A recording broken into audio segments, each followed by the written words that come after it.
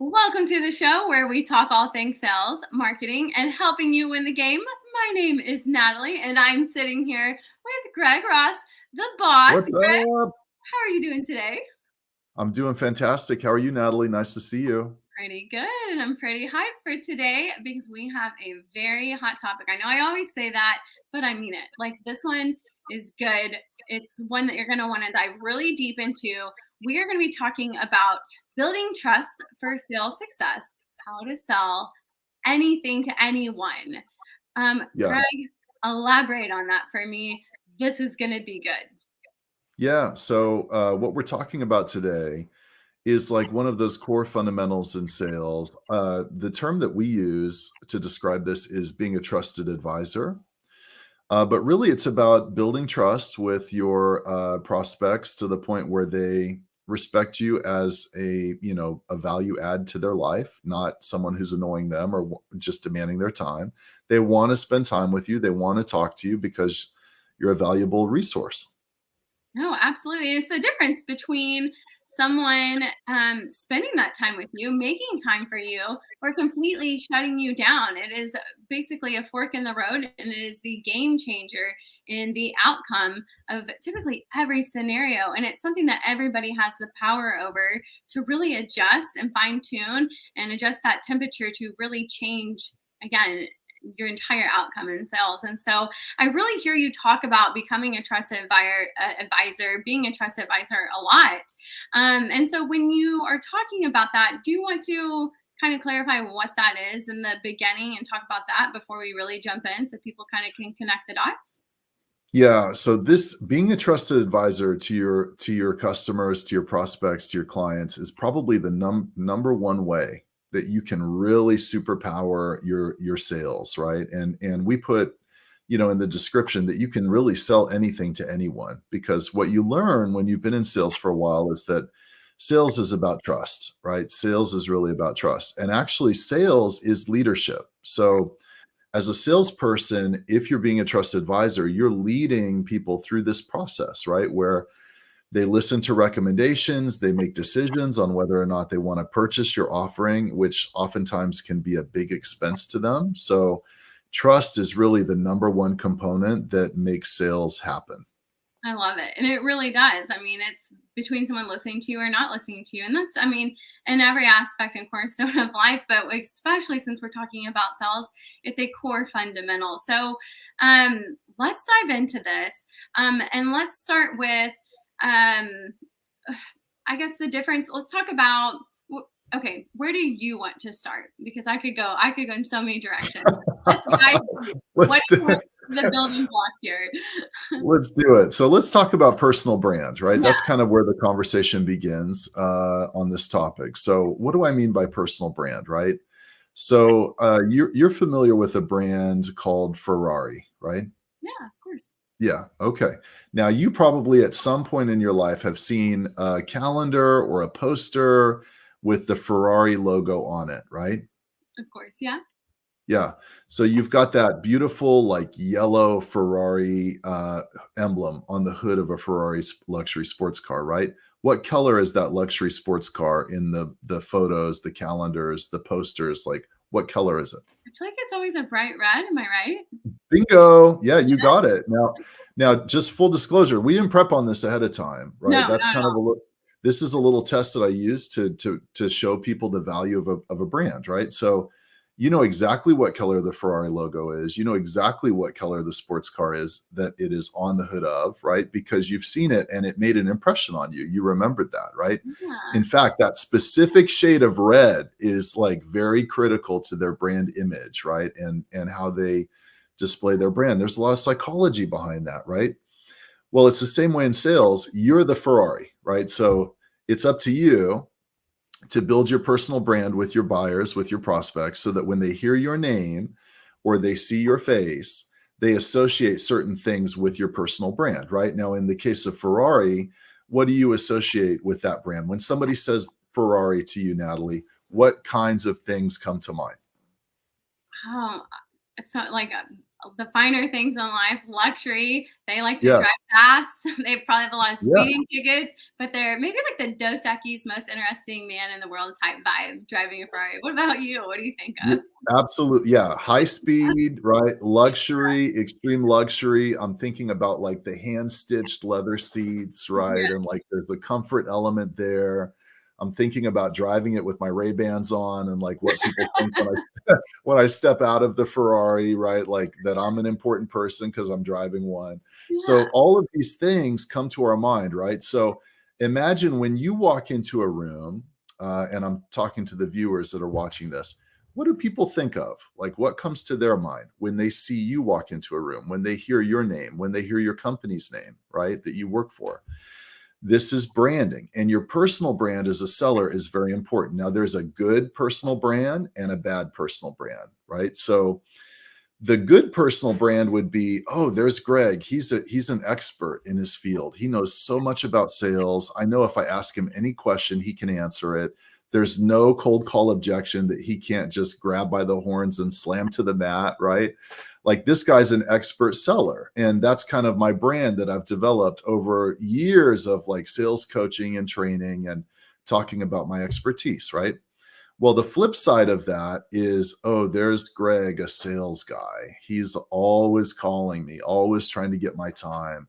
He's never prepared. He shows up to meetings late, right? Like all of the negative stereotypes that come along with sales. He's super salesy. He's high pressure. He's going to twist my arm until I buy something, right?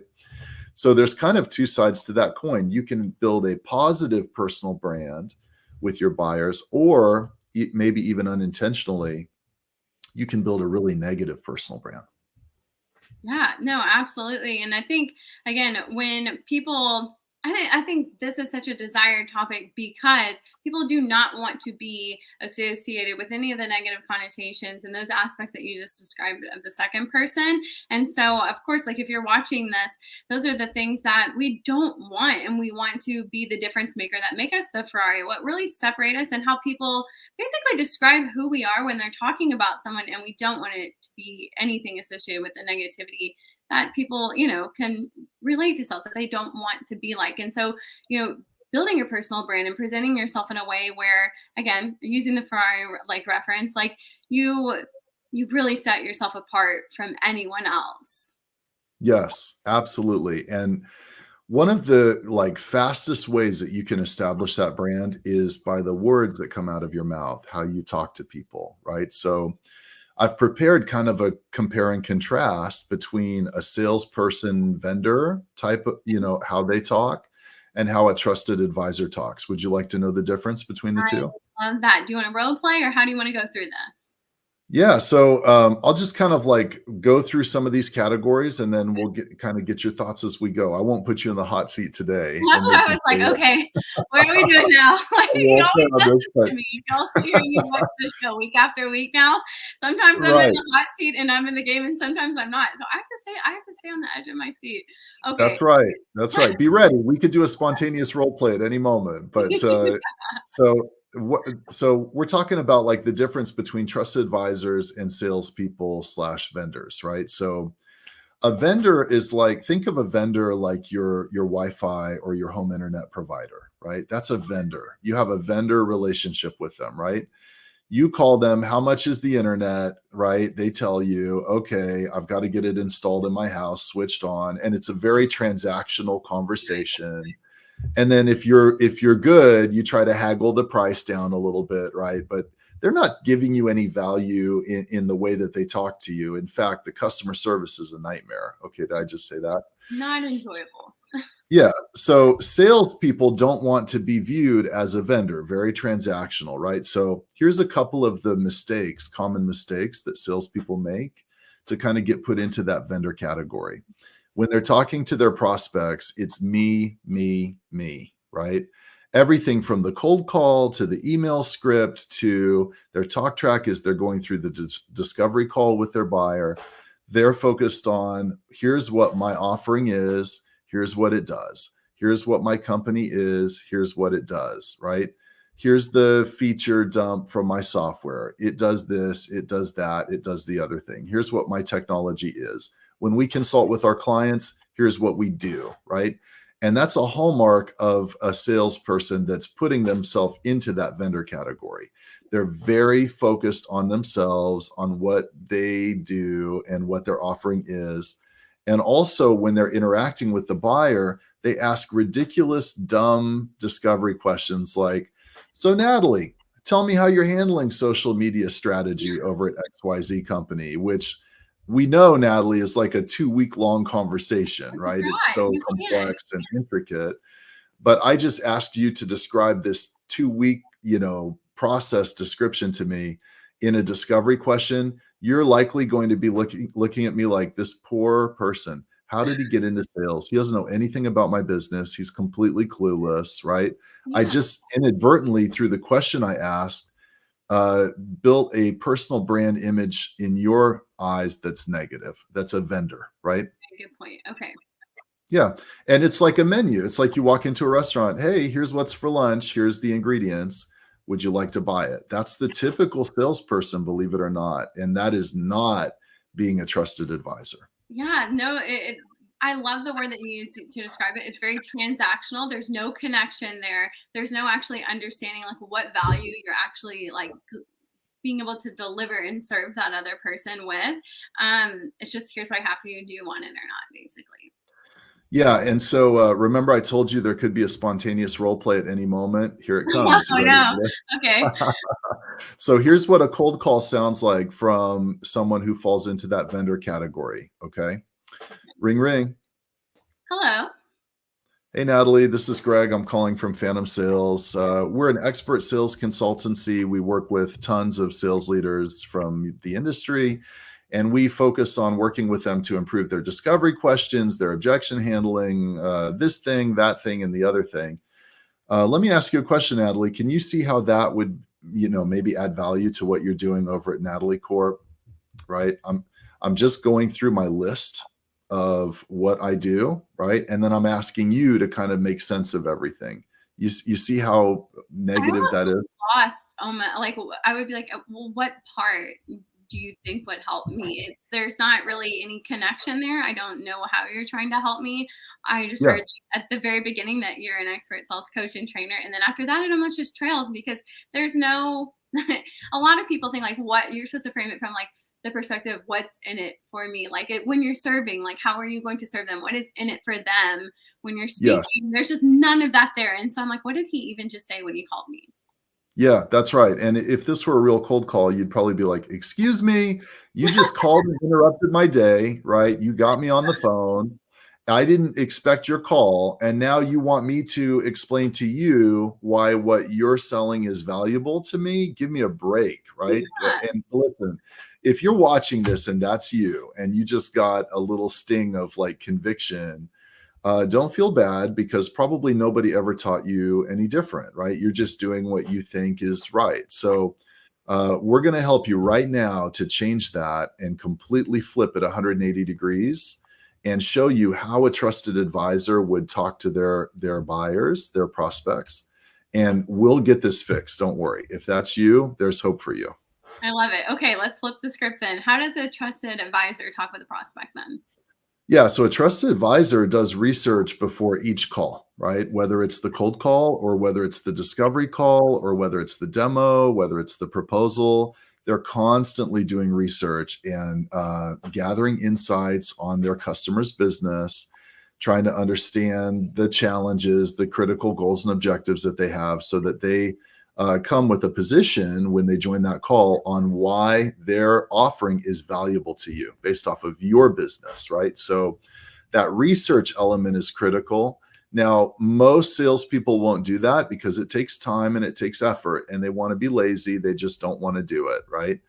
But that's really critical to being a trusted advisor. And I promise you, if you do that and you just have a position on why your offering is valuable, your conversion rates are going to increase significantly, which means that for every 10 prospects you go through the process with, more of them will end up signing the contracts. Absolutely. If you gave me a call just like in the one that we just role played through and you list off a couple, hey, I noticed that you did this and you work with this and you do this, right off the bat, like that would catch my attention so much more than the way that you had worded it previously because you took the time to learn things about the person that you're calling. And it almost establishes that connection right off the bat at the beginning of that phone call. Yeah, if I called you and I said, "Hey, Natalie, this is Greg at Phantom Sales. Thanks for taking my call. I know you're super busy. Listen, I've been talking to a lot of other social media experts, and they tell me that these are the top three challenges that they're being faced with, right? Challenge X, Challenge Y, and Challenge Z. What I do is I work with social media experts to help them overcome those challenges using my software. Let me ask you, do any of those challenges resonate with you? Yeah, That's a every single day. Yeah, because that's it. They much, do. Those are right? challenges. That's the point, and those are things that people can relate to. Yeah, and I'm not asking you to explain to me your business. I'm telling you what the challenges are as I understand them. Now, here's the thing, even if I get it wrong, you're going to really appreciate the fact that I took time to do my research, understand your business, right? And from my experience, even if you get it wrong, they'll say something like, "Well, not exactly, but let me tell you what we are facing right now. What is a challenge? Maybe you can help us," right? And I it love just that. opens this communication channel. So doing that research before each call really helps position you, build that personal branding as someone who's an expert, a trusted advisor, a valuable resource to your prospects, your customers. And it's really going to make you look like a Ferrari, not like a, I don't know, Volkswagen. Sorry if you're Volkswagen fans I and was you're watching. wondering the car that you were gonna follow it up. I was like, "Who drives this?" What do I stack up against? I don't think Volkswagen has a luxury sports car, so maybe that's an unfair, cheap shot at Volkswagen. I apologize, but there it is. So, trusted advisors also ask good questions, good discovery questions, right? And they tend to listen more than they talk. So a trusted advisor is really interested in you, your business, right? They're not me, me, me. They're you, you, you. They're focused on your goals and objectives, your critical challenges. So they're going to ask good discovery questions and actually listen to the response. And I tell everyone discovery questions are like arrows in your quiver. You can only fire so many before the prospect gets upset. You can't drill them with questions for an hour, right? Yeah, no. No, and people have a bad reaction to that. Trust me, I learned that mistake years ago when I started as an SDR. But if you have good questions that are thoughtful, you've given some thought to them ahead of time, and they're designed to uncover those challenges, get the prospect talking so you can tie it to your value proposition, then you're taking that arrow and you're shooting it right at the bullseye, right? And so you're being a lot more effective versus just firing arrows over a castle wall when you don't know if you're even hitting anything, right? So Yeah. the questions you're asking and the amount of listening that you're doing versus the time you spend talking is really critical to position yourself as a trusted advisor. That's a very good point because you do. You want to ask those probing questions where you're evoking emotion, like emotion from them as they're talking about their struggles or what they would like to see differently. And they're the pain points, right? And when you find out what those pain points are, then you can really figure out how you can help them. Yeah, absolutely, absolutely. And when you get the objection where people say, I don't really think that, I'm the right person for you to talk to. That's not part of what I do, right? This is where you can actually come back and say, well, I beg to differ because I spend all day, every day talking to people with your title. We specifically looked at your organization and determined that you're a perfect fit for what we do. Here's the challenges I typically talk to them about. Help me understand the disconnect here. Is it that those aren't challenges for you? Or is it that in your organization, maybe the roles are structured a little differently? See, now I can respond to that as a trusted advisor. Whereas if I'm a vendor and I'm calling, it's like, oh, I'm so sorry. I didn't mean Yeah. to waste your time. I'll take you off the list, right? So it's a completely different dynamic. Oh, absolutely. Just as you're saying that, I mean, I'm listening to it and there's the posture there, but you're also just, exactly what you're talking about and how you can help them and where your product, your service comes into play with all of that. And so really, I mean, you're being super focused and intentional with not only your time, but theirs too, because it's all about helping them and showing them how you can. 1000%, 1000%. So here's kind of the next thing that you can do to help position yourself as a trusted advisor. So your messaging needs to be good, right? We talked about research. We talked about using that to have a position on how you can add value, overcome challenges, right? But really, you need to understand the right people to deliver that messaging to and Mhm. who those people are. So, a trusted advisor will also look at the organization before they reach out, and they'll understand who are the 2 to 6 people that I need to have involved in a conversation in order to get a contract signed and to go through the buying process. So, you need to do a little more research, figure out who those people are. Usually, we identify the titles, the roles, responsibilities, and then as you go, you're suggesting by name those that those other people join the conversation, and you're being prescriptive and making recommendations, not just on how you're adding value, but on the actual buying process to make sure that you're driving it forward and you're leading those people through that process. We call that command and control. I love that. Yeah. I think in one of the episodes that we have done before on the show, we talked specifically about the buying committee, correct, and who the people that you need to be connecting with, and to make this conversation just the whole process more effective. And you're including them. And I love the millennial reference that you always use because people. We really, I mean, I'm a millennial, and it's so true. I don't Me think I can too. nails done without sending a picture to my friend. I'm like, should I really do this color? Like, do you think? Because it's almost just like I need that reinforcement of not so much their opinion, but like their thoughts on it. And that's essentially what this is here. And you're really coming to the table with so much value and you're showing everybody all at once. And it's like That's right. yeah, it's like a That's slingshot. right. You put yourself way Yeah. ahead. Absolutely, absolutely, and the buyers are the same way. They don't wanna stick their neck out and make a decision on their own. They wanna get 2 to 8 of their closest friends involved on that decision-making process. So, by understanding who those people are ahead of time, you also don't give them the impression that you're just stumbling blind through the process, right? You don't Right. wanna ask them who else should be involved unless you first recommend, based off of your prior conversations, who you think should be involved. Take the leadership role there, right? And then you can always ask, is there anyone else? But you should come prepared to name a few names, right? And the easiest way to do that is just jump on LinkedIn and find the other people at their organization that have those titles. This is a really great way that you can show them that you're a Ferrari and not a, Volkswagen Jetta. Another shot at Volkswagen. I'm so I was sorry like, if we you're a went Volkswagen. deeper, huh? For now, we're Right. leaving the type of car. Someone's gonna feel victimized in this show for sure. No, you guys, it's all good. I love that though. That is such a good point, and just really tying everybody into that conversation. Not only that, but Yeah. it really gets other people to have more confidence in you as well. Yeah. Now, there's a couple of other things here. So, never, ever, ever devalue yourself or your time. I Mm. see people do this a lot, right? We kind of get this desperation in sales. Like, we're so thankful that someone is talking to us. And so, we kind of have this air of desperation because most of us haven't been prospecting as much as we should.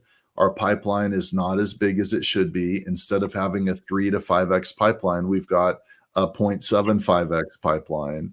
And we get really concerned when we lose a deal or somebody falls out of that pipeline. So we get desperate. And there's an old saying, desperation is a stinky cologne, right? So people tend to start apologizing. Hey, even in the words they say, I know this might be a stupid question. Do you mind if I ask anyways? And they kind of like devalue themselves by the words that they use.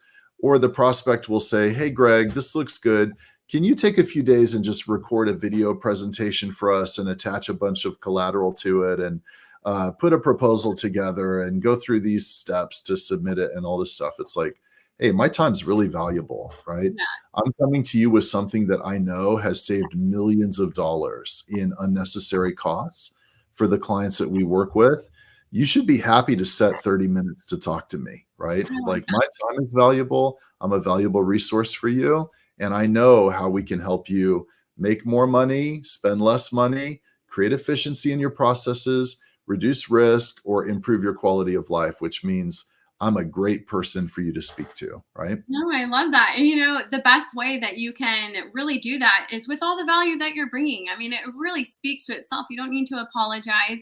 You don't need to kind of have that energy surrounding you when you're constantly, every time that you have that connection and every time you have a conversation with the people, your prospects, you're always saying something valuable and you're focusing on helping them, but not just helping them, but how you can help them because you've already done that research ahead of time.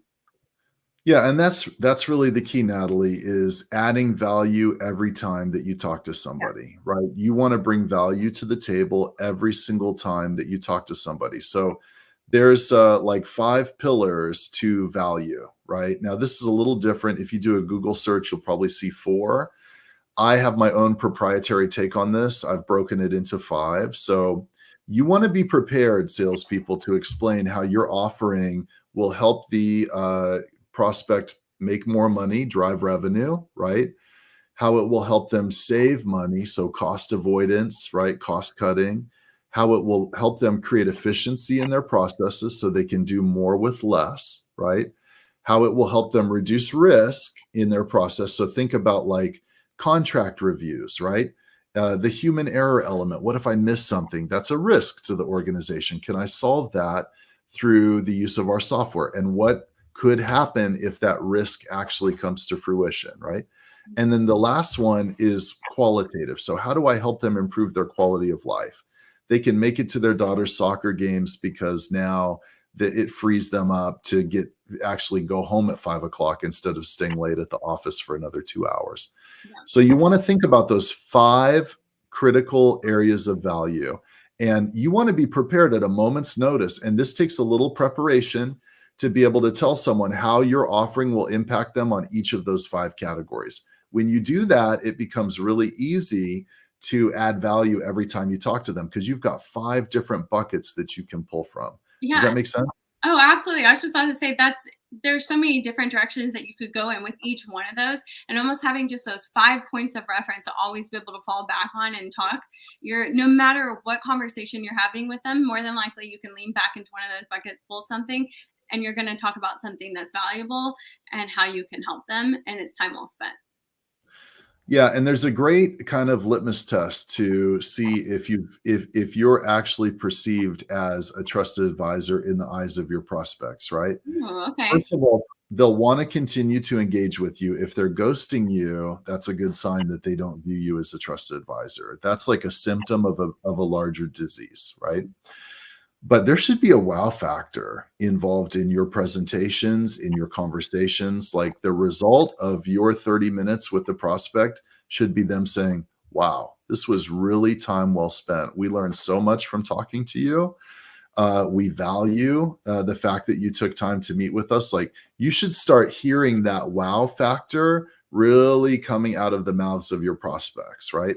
And when I coach salespeople, I tell them, I'm not passing you on your certifications until I say wow. There has to be a wow factor there because if I say wow, you're in the top 10%. You just beat out 90% of other salespeople. And that's literally the game that you need to play to be a trusted advisor, to be a Ferrari in the eyes of your clients, and Yeah. to really drive up your close won percentage and close more deals. And really, like, if you get this down, this applies to the rest of your life. Like you're a trusted advisor in spirit, like not just in practice. And it will help you be able to sell anything to anybody, any ideas, any concepts. You can influence people by being an expert, by being viewed as a valuable resource and being a trusted advisor. This is a life skill that will pay dividends. Yes. Well, that's what I mean. Just the topic alone from today's show.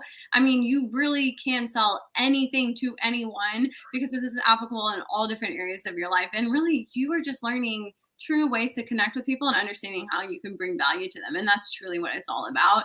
And that way, they're not shutting you down from the beginning and you're digging deeper, but it's not digging deeper by asking a million questions that are redundant that they have to answer. It's just truly understanding and listening to them and getting them to talk and just bringing so much value to the table. I love it. I knew today's show was going to be so good. And you're right. It is across the board. You can apply this to all areas in your life.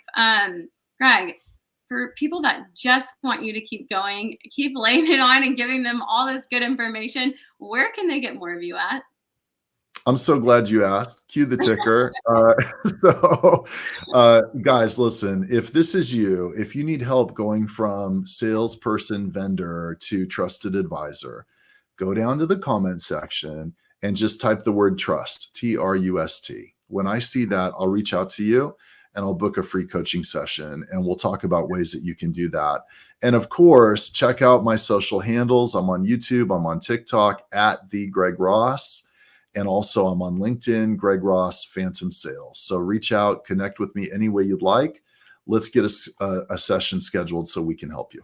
I love it so much. Just like you said, everything will be in this description below. Be sure to check it out. And if you haven't already, make sure you hit like on this and you subscribe, turn on the notifications so you don't miss another show ever again. We will see you next week on the show. Have a wonderful rest of your day. Bye, y'all. Yeah, thanks, Natalie. This was fun. Bye, guys.